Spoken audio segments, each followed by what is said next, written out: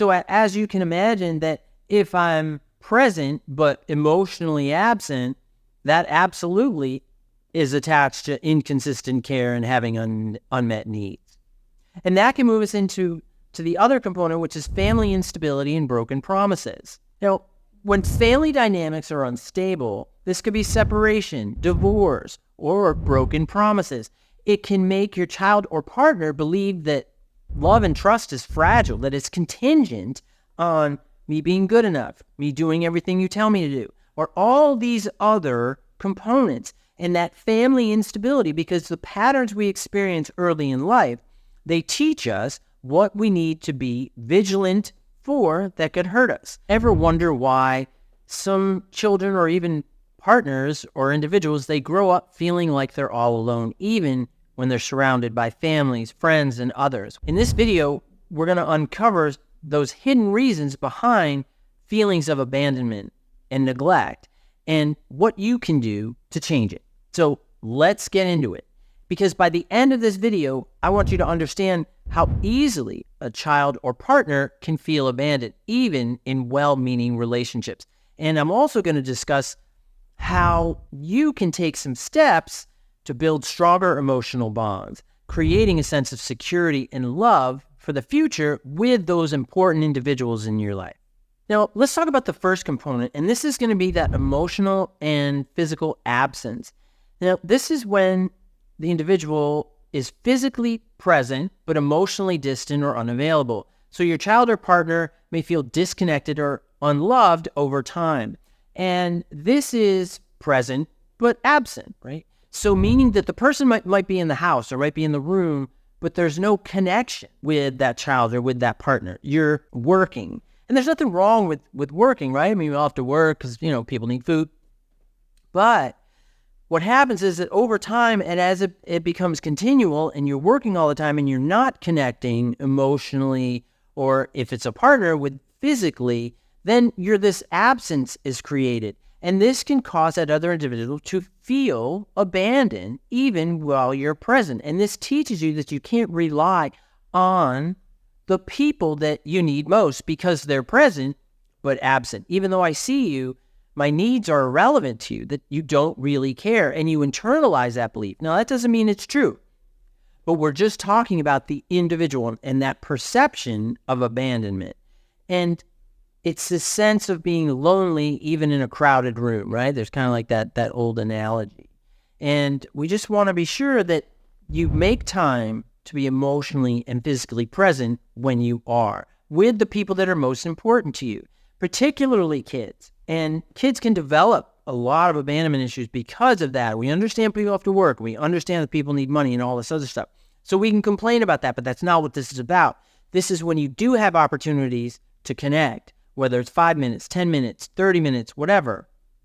It's being emotionally and physically present with those important people in your life. That's critical. Now, another component that actually contributes to feelings of abandonment, this is that inconsistent care and unmet needs. Now here is it your child or your partner's emotional and physical needs, which are essential. But what happens is that because caretakers, partners, lovers, whoever it is, because it's unpredictable in meeting those needs, that your child or partner, you start to feel like you don't really matter and you're not worthy of care. And that worth gets attached to abandonment. So what happens is, as that child or perhaps your partner experienced this early on, that because that inconsistent, those unmet needs, that it's paired with abandonment, that's your sense of self, so your sense of worth, then you're like, well, I'm not worthy, and if I'm not worthy, then I get abandoned. So when I have that sense of low self-worth, that equals abandonment. So if I'm with someone and then I start to feel unworthy, that becomes emotionally attached, mentally attached to abandonment, and it triggers abandonment management strategies. And I see that a lot with individuals that I work with along the borderline personality disorder spectrum, because abandonment is a pretty core content issue for many people with BPD. And I'm not saying that if you have abandonment issues, that equals BPD. Now, what I'm saying, it is a component of borderline personality disorder. It is not the only and defining component of BPD. It's not what I'm saying. But we want to have consistent care, and we want to try to meet the needs of others. And that's really important because we have to recognize what those are. And again, remember, as we go through these, these are all compounding factors. So as you can imagine, that if I'm present but emotionally absent, that absolutely is attached to inconsistent care and having unmet needs. And that can move us into the other component, which is family instability and broken promises. Now, when family dynamics are unstable, this could be separation, divorce, or broken promises. It can make your child or partner believe that love and trust is fragile, that it's contingent on me being good enough, me doing everything you tell me to do, or all these other components. And that family instability, because the patterns we experience early in life, they teach us what we need to be vigilant for that could hurt us. It's very adaptive.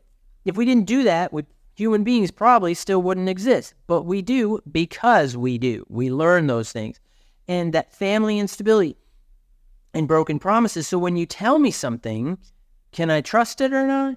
And if you make a promise and you can't fulfill it, don't avoid addressing it. If you can't do it, I promised to do this, and you can't do it, you got to own it. And that can be really, really tough, particularly if you're in a punitive family system. Absolutely. Particularly if you're in a parasitic relationship, then things are really unstable, and there's a lot of broken promises. So I'm going to put a link at the end of this video for parasitic relationships, so that'll kind of help you too get a perspective of what those may be and if you're in those. But first and foremost, you got to recognize that that child or partner, if they're coming from an unstable family or they have a lot of experiences of broken promises, that there's probably going to be moments of testing. And, relationship testing is a really bad thing. If you're interested, I can certainly do videos on relationship testing, where you're always testing your partner and stuff like that, because you're doomed to fail when you do that. Because when you pass the test, you're not given the grade yet, because then you get another test, and then you get another test. And this can come from unstable family life and broken promises. So what happens is that the child grows up and gets into relationships and says, well, this family life that's unstable, well, this is what I expect. So then sometimes you inadvertently or sometimes openly contribute to the unstable family life, drugs, alcohol, violence, whatever it may be. And those broken promises just become a part of it. So we got to be aware of that. Then that adds to this sense of abandonment, because at any time, you're just going to leave me hanging. And that is what your partner learned, or your partner is learning through the relationship, or that's what your child learned through development. Now, the next is caregiver mental health and neglect. Now, here is when individuals are struggling with their own mental health, they may unintentionally neglect their kids' or partner's emotional needs. And I think that, there's so many people that have various mental health conditions. It doesn't mean that they can't be a good parent. I think that if you're dealing with mental health concerns and you're a parent, let's start there and then we'll go to partners. And if you're a parent with mental health concerns, you have to do your best to manage them. It can be really, really hard. And in managing it, it means not pulling the child into it. Also, very hard. This is where having a mental health provider is so important, because you don't want your child to experience the collateral damage of those mental health issues. And that doesn't mean that it's intentional, because sometimes, with severe or extreme mental health conditions, it's really hard because you're trying to manage yourself, you're trying to manage your mental health conditions, you're trying to manage all the stuff, and everything is just pulled in, and it feels like you're in this vortex, right? And you're just getting sucked into it.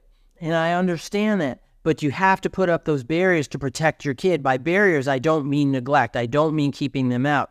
I mean, depending on their age and suitability, that maybe doing family therapy is important. Maybe helping your child understand that what's going on isn't about them. It's something that you're dealing with, but not making your child codependent on you, or you being dependent on your child. This is where, again, that family, having that support system, creating that support system, if you don't have it, a mental health provider can be really helpful. If you can't afford it, there are universities that have college counseling centers that can help you have really cheap, great, high-quality mental health services. So look at universities around it, because we want to do that, because you don't want your child to have that inconsistency growing up that they internalize, that they begin to equate with abandonment.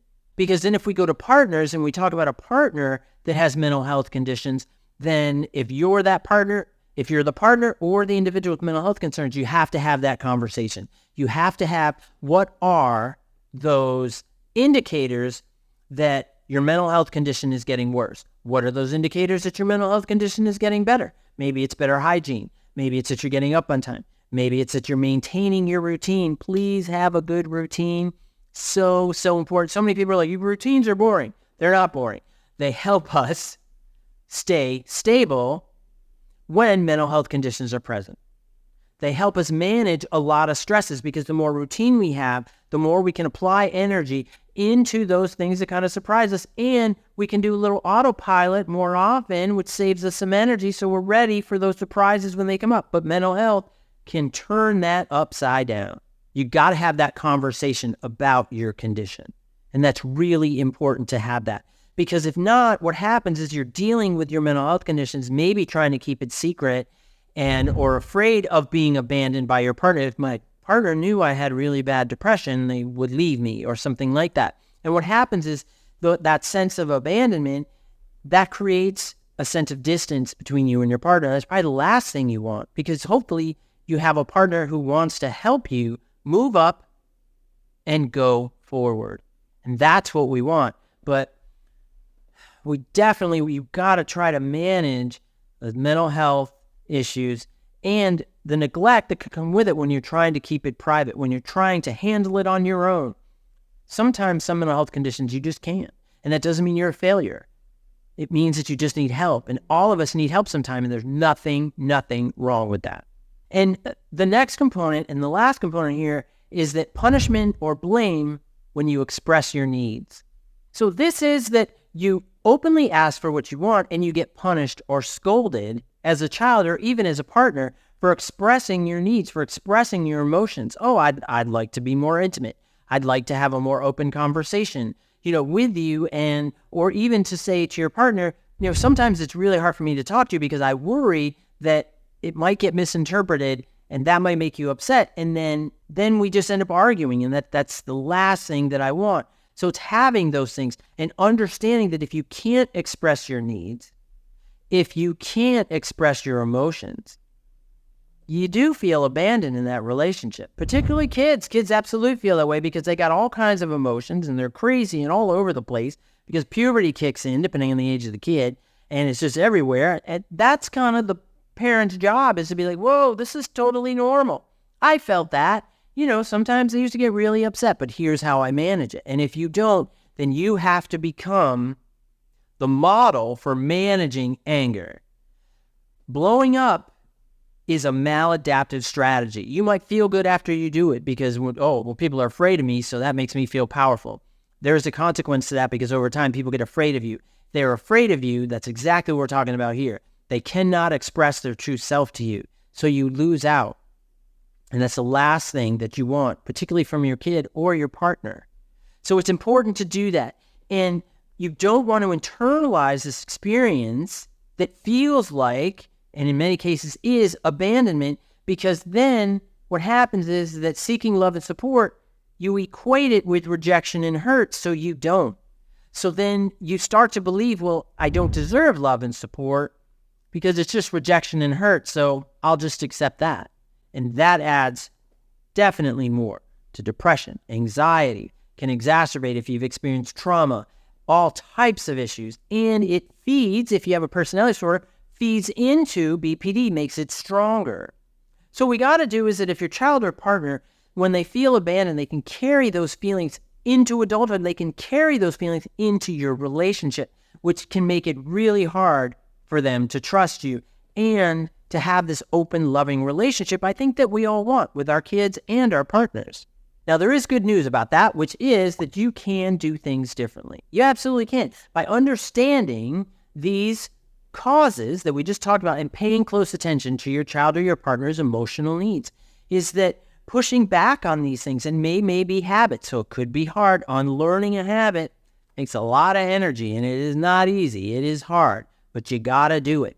And the payoff can be amazingly wonderful.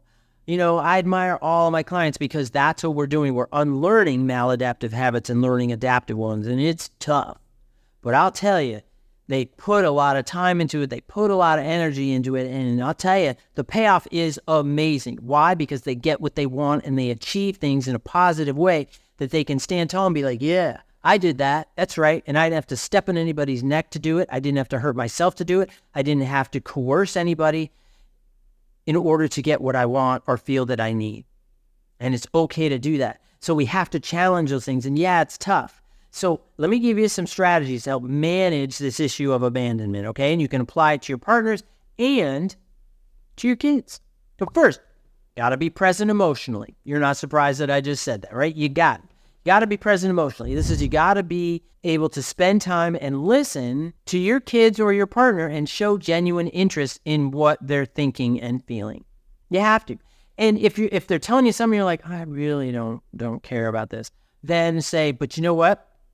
This is important to them and they're important to me. So I need to get focused here. I need to get focused on what they're talking about. And don't derail the conversation because it's boring. Stay in the conversation. Be present. You have to listen, and listen with not only with your ears and your mind, but with your heart too. And that's important because consistency over time builds trust and security, and that's what we want. That's what turns down those abandonment issues, those abandonment concerns. Absolutely. Next, what I want you to do is consistency is key, just like we were talking about. You got to be that reliable, predictable individual in these people's lives. This is meeting emotional and physical needs on a regular basis. And it is so, so important. Remember, just like we said, consistency builds trust and security. You have to be that. And if you can't, you got to own it. You got to be able to say, I'm trying to be there, but something's in the way. I'm doing my best. I'm trying to get there. It's okay to do that. You shouldn't be shamed for that. You might feel bad because you can't be everything to everybody. Nobody can, realistically. But do your best. And over time, as you do your best, you're showing up more often. You're more consistent. And that individual starts to trust you and see, you know what? He or she is trying. They are trying. And you got to do your best. Doing it once every once in a while, that ain't going to do it. You got to become that consistent, present individual. That's critical.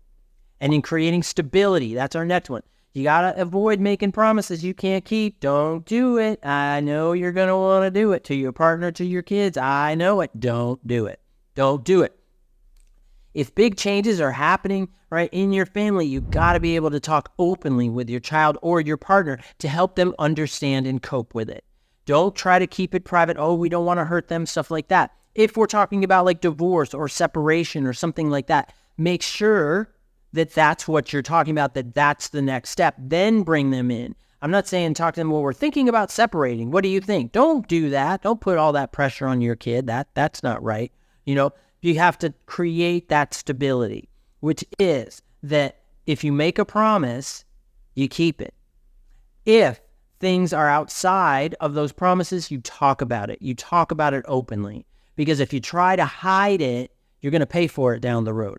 And typically what happens is, if you're hiding a secret, like in your home or with your partner or with your kid, they know. They absolutely know. And what that does is that actually builds a sense of abandonment, because at any moment, if you'll hide something from me at any moment, you could take off on me. You could just discard me, because that's what you're doing to the truth. And that's really easy for them to conceptualize that and internalize that.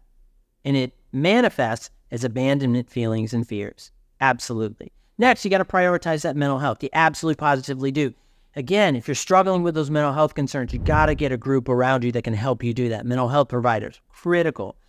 Just taking care of yourself enables you to better care for your kids and for your partner.